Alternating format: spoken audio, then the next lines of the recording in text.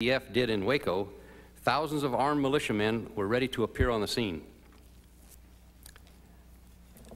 Another example is the men that were caught in West Virginia who were planning to blow up a federal building. The FBI immediately called all state militia commanders and asked them not to attempt to defend these guys because they caught them red-handed with explosives. At the same time, the FBI said they had no objection to lawful militias. Due to the existence of militias, I think it is now much less likely we will have more Wacos or Ruby Ridges. As sworn members of a legal, well-regulated militia, we claim the right under the Second Amendment to keep and bear military-style arms and equipment and to train in the proper use thereof, to be prepared to act in concert for the common defense.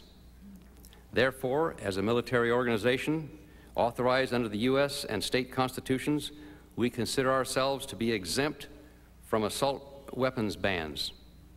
Therefore, we will not be disarmed. Government knows that the militias are armed, trained, disciplined, and ready. We are growing in numbers daily. Our organization and leadership is maturing.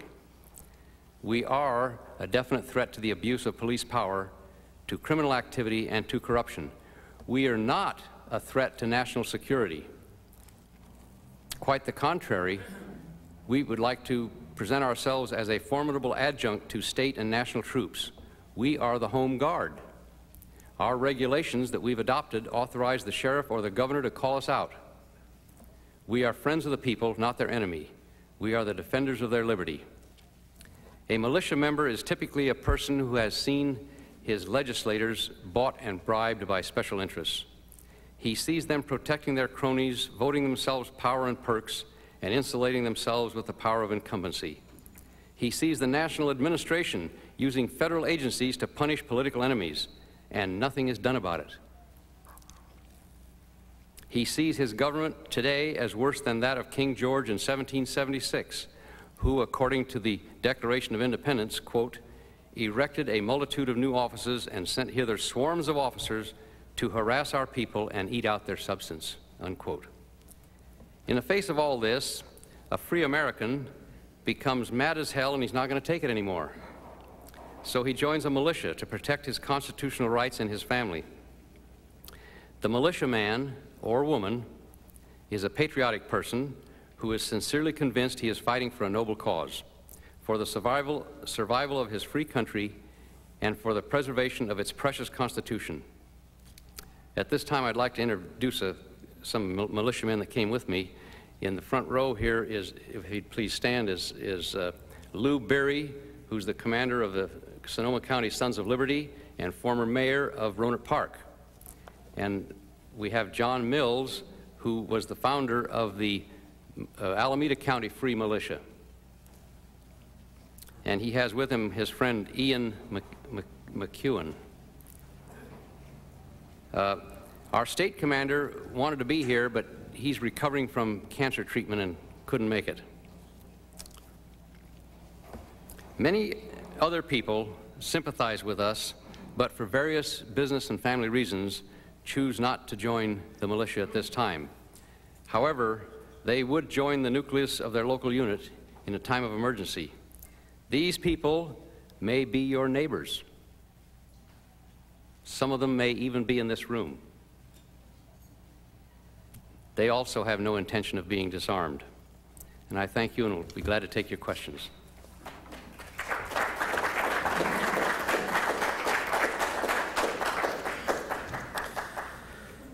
Thank you, Jack Stewart, Commander of the Northern Division of the Militias of California. Now we will turn to the question and answer portion of our program. I'd like to start by asking Mr. Rusinello a question. Joe, was the militia movement a surprise to the federal government, and if so, why?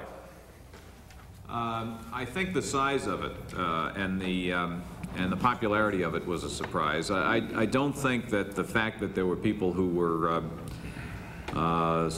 sort of anti-establishment, you might say, or who believed that the government was had grown too big or had become too disinterested in its plight was a surprise.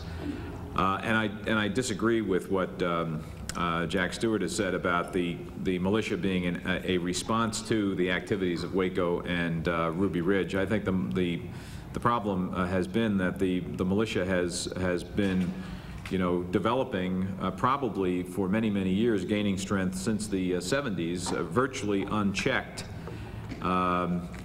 because no one really knew who belonged. There was no requirement that they register, all of the rest of the things that are sort of intrinsically involved in free association protections, but it wasn't really known how, you know, how fully developed these organizations had become until, you know, probably the advent of the website and the sort of circularizing among their own groups the organization interstate of various of these militias in the last 5 or 6 years.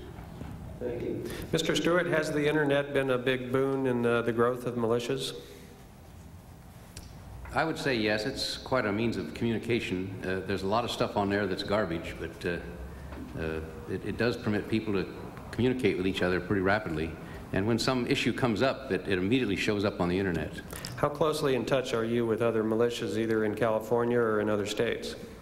Well, California we have the militias of California, which is in touch with all the local county units. But the other states, we haven't been able to organize a national organization yet. There's a couple of attempts being made. There was one attempt made a couple of years ago. The headquarters was in North Dakota, and when the rest of the states found out that the leader was taking $1,600 a month from the FBI, well, that was the end of him. Isn't it true that the militia movement is quite splintered, and that in fact there is no head of it, no coordination among all of them, and in fact no one really knows how many there are? That's true. And in fact there's no agreement even on many of the things you believe in. Well, we're taking care of California. It's up to the other states to take care of their problems. Okay, I have another question for you from the audience. It's an audience member says, my reading of well-regulated militia means a state or federal oversight. Aren't your militias set up by unaccountable individuals? Well, you could say that.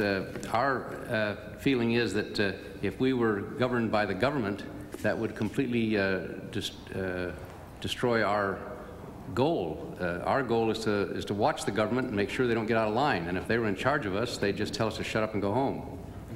So when they established the Constitution, Patrick Henry was violently opposed to putting the militia under the government. But George Washington prevailed and put the militia at that time under the government. All right, we have another question. Dr. Glazer, what do you think would cause the militia movement to run out of steam? What keeps them going?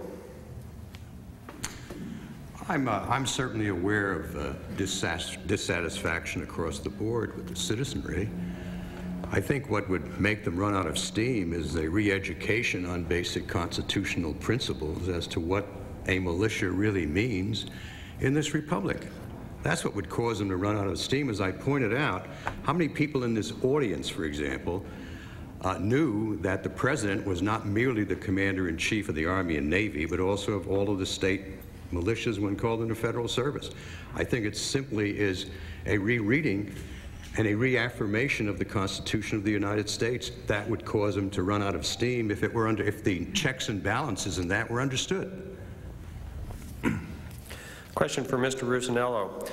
The FBI seems to have been engaged in an effort in recent years to try to open communication with the militias more. Is this a reflection of a new policy shift, or is this just the new way to try to get in touch with these people better? Well, I think it's primarily an effort to try to get more information, more, better, and more reliable information about exactly what's going on. I mean, just as organizations have a constitutional right to assemble, so too does government in its sovereignty have a right to preserve that sovereignty. And the manifestation of this effort to protect sovereignty is almost always some law enforcement agency that's on the front line trying to get information. Now, it can get information from public sources. It can get information by a voluntary approach. The difference is that it cannot infiltrate. and it cannot